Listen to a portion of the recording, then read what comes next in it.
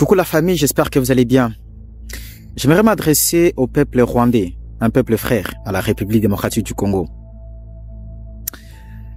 Chers Rwandais, chères Rwandaises, vous devez savoir une chose importante. Dans le conflit qui oppose Kagame et la RDC, il est important de réaliser qu'il se passe quelque chose dans l'histoire de l'Afrique.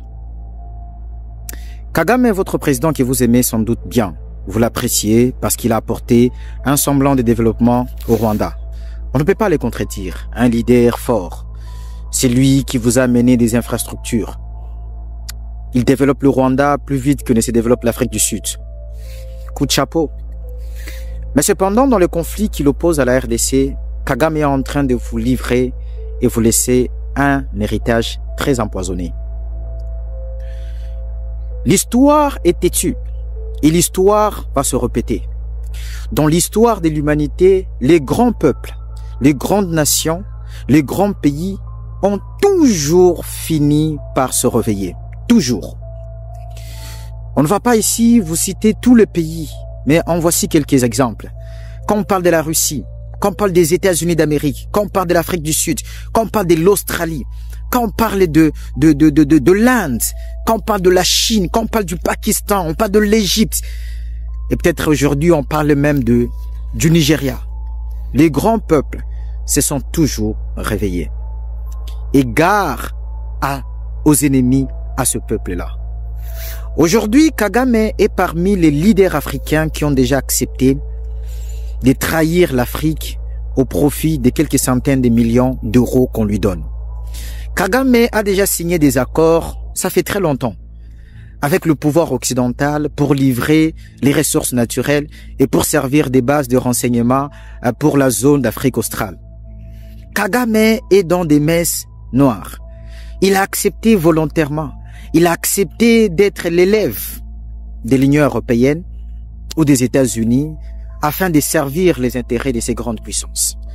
Ça, on le sait, c'est plus quelque chose qu'on peut encore démontrer ici. Il a accepté d'avoir de l'argent sale, qui l'aide à développer son pays sans doute. Mais il a fait un choix volontaire. Et ce choix est en train de faire passer son peuple comme complice. Regardez ce qui se passe en Israël aujourd'hui. Vous devez comprendre que la guerre aujourd'hui n'est plus seulement une affaire de terrain. On parle de guerre hybride. Ça veut dire ce qui se passe sur le terrain et l'image du pays sur la sphère internationale. Israël a sans doute fragilisé, neutralisé ses ennemis potentiels, le Hamas, le Hezbollah. Et on parle même un peu ici de l'Iran. Est-ce que vous devez savoir ce qu'Israël a largement perdu la guerre stratégique? La guerre stratégique, c'est un peu l'image d'Israël. Israël aujourd'hui, sur le plan international, est passé pour un État envahisseur, un pays barbare, un État barbare, un État qui collabore avec les destructeurs du monde. Le pouvoir occidental en l'occurrence. Et ce qui fait que les ennemis d'Israël passent pour des victimes et Israël pour celui qui envahit et qui détruit. La compassion qu'on accorde à ceux qui ont été envahis, les Palestiniens, les Libanais, les Syriens, les Iraniens, ça fait que ces nations vont travailler pour qu'un jour qu'ils puissent se venger. Et lorsque l'aide occidentale manquera en Israël, Israël se sentira seul et mal en point. Le Rwanda est en train de commettre la même erreur. Ça veut dire accepter de livrer les ressources naturelles africaines qui sont censées développer l'Afrique. Au prix, à quel prix?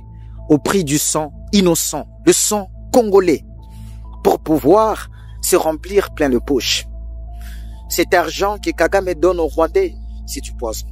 Un jour, le Congo se réveillera. Un jour, ce grand peuple se réveillera.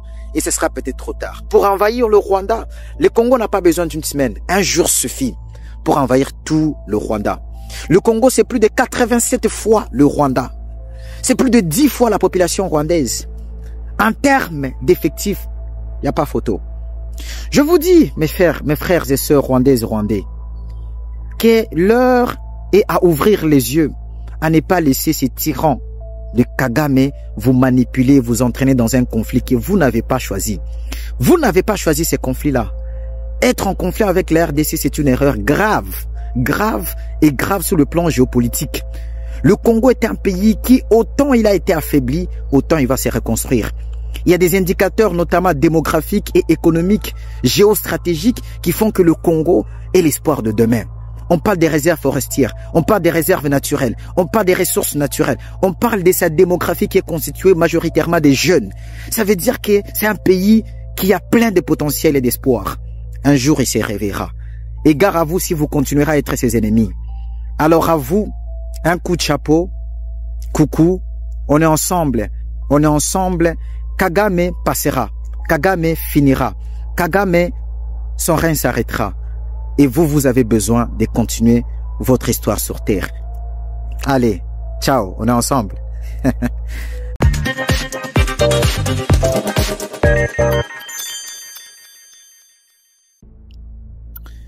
Coucou la famille, j'espère que vous allez bien. J'aimerais m'adresser au peuple rwandais, un peuple frère à la République démocratique du Congo. Chers Rwandais, chères Rwandaises, vous devez savoir une chose importante. Dans le conflit qui oppose Kagame et la RDC, il est important de réaliser qu'il se passe quelque chose dans l'histoire de l'Afrique. Kagame est votre président que vous aimez sans doute bien. Vous l'appréciez parce qu'il a apporté un semblant de développement au Rwanda. On ne peut pas le contredire. Un leader fort. C'est lui qui vous a amené des infrastructures. Il développe le Rwanda plus vite que ne se développe l'Afrique du Sud. Coup de chapeau. Mais cependant, dans le conflit qui l'oppose à la RDC, Kagame est en train de vous livrer et vous laisser un héritage très empoisonné. L'histoire est têtue et l'histoire va se répéter. Dans l'histoire de l'humanité, les grands peuples, les grandes nations, les grands pays ont toujours fini par se réveiller. Toujours. On ne va pas ici vous citer tous les pays, mais en voici quelques exemples. Quand on parle de la Russie, quand on parle des États-Unis d'Amérique, quand on parle de l'Afrique du Sud, quand on parle de l'Australie, quand on parle de l'Inde, quand on parle de la Chine, quand on parle du Pakistan, on parle de l'Égypte. Et peut-être aujourd'hui, on parle même du Nigeria. Les grands peuples se sont toujours réveillés. Et gare aux ennemis à ce peuple-là. Aujourd'hui, Kagame est parmi les leaders africains qui ont déjà accepté de trahir l'Afrique au profit de quelques centaines de millions d'euros qu'on lui donne.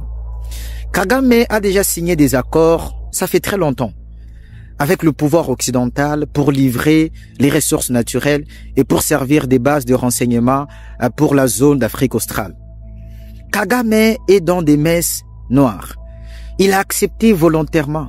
Il a accepté d'être l'élève de l'Union européenne ou des États-Unis afin de servir les intérêts de ces grandes puissances. Ça, on le sait, c'est plus quelque chose qu'on peut encore démontrer ici. Il a accepté d'avoir de l'argent sale, qui l'aide à développer son pays sans doute. Mais il a fait un choix volontaire. Et ce choix est en train de faire passer son peuple comme complice. Regardez ce qui se passe en Israël aujourd'hui. Vous devez comprendre que la guerre aujourd'hui n'est plus seulement une affaire de terrain. On parle de guerre hybride. Ça veut dire ce qui se passe sur le terrain et l'image du pays sur la sphère internationale. Israël a sans doute fragilisé, neutralisé ses ennemis potentiels, le Hamas, le Hezbollah. Et on parle même un peu ici de l'Iran. Est-ce que vous devez savoir ce qu'Israël a largement perdu la guerre stratégique? La guerre stratégique, c'est un peu l'image d'Israël. Israël, aujourd'hui, sur le plan international, est passé pour un État envahisseur, un pays barbare, un État barbare, un État qui collabore avec les destructeurs du monde, le pouvoir occidental en l'occurrence. Et ce qui fait que les ennemis d'Israël passent pour des victimes et Israël pour celui qui envahit et qui détruit. La compassion qu'on accorde à ceux qui ont été envahis, les Palestiniens, les Libanais, les Syriens, les Iraniens, ça fait que ces nations vont travailler pour qu'un jour qu'ils puissent se venger. Et lorsque l'aide occidentale manquera en Israël, Israël se sentira seul et mal en point. Le Rwanda est en train de commettre la même erreur. Ça veut dire accepter de livrer les ressources naturelles africaines qui sont censées développer l'Afrique Au prix, à quel prix? Au prix du sang innocent, le sang congolais, pour pouvoir se remplir plein de poches. Cet argent que Kagame donne aux Rwandais, c'est du poison. Un jour, le Congo se reverra. Un jour, ce grand peuple se reverra. Et ce sera peut-être trop tard. Pour envahir le Rwanda, le Congo n'a pas besoin d'une semaine. Un jour suffit pour envahir tout le Rwanda. Le Congo, c'est plus de 87 fois le Rwanda. C'est plus de 10 fois la population rwandaise. En termes d'effectifs, il n'y a pas photo. Je vous dis, mes frères et sœurs rwandaises et rwandais, que l'heure est à ouvrir les yeux, à ne pas laisser ces tyrans de Kagame vous manipuler, vous entraîner dans un conflit que vous n'avez pas choisi. Vous n'avez pas choisi ces conflits-là. Être en conflit avec la RDC, c'est une erreur grave, grave et grave sur le plan géopolitique. Le Congo est un pays qui, autant il a été affaibli, autant il va se reconstruire. Il y a des indicateurs, notamment démographiques et économiques, géostratégiques, qui font que le Congo est l'espoir de demain. On parle des réserves forestières, on parle des réserves naturelles, on parle des ressources naturelles, on parle de sa démographie qui est constituée majoritairement des jeunes. Ça veut dire que c'est un pays qui a plein de potentiel et d'espoir. Un jour, il se réveillera. Et gare à vous si vous continuerez à être ses ennemis. Alors à vous, un coup de chapeau, coucou, on est ensemble, Kagame passera, Kagame finira, Kagame, son règne s'arrêtera. Et vous, vous avez besoin de continuer votre histoire sur Terre. Allez, ciao, on est ensemble.